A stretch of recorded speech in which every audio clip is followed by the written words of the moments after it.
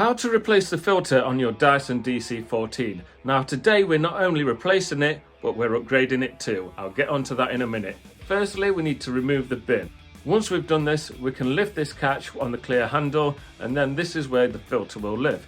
This one has a blue filter, yours may be yellow. They're basically the same. The trouble is with these ones though, is that the sponge deteriorates over time. Also, this mesh part likes to hold on to dust when you're washing it too.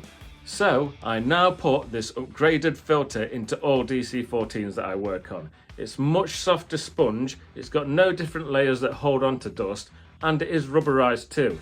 Basically, this will last the lifetime of your vacuum cleaner. It fits exactly where your old filter was, and then you close the lid, put your bin back on your vacuum cleaner, and you're happy to go again. If you've never cleaned your old filter too, you're going to notice a huge difference in suction when you fit one of these.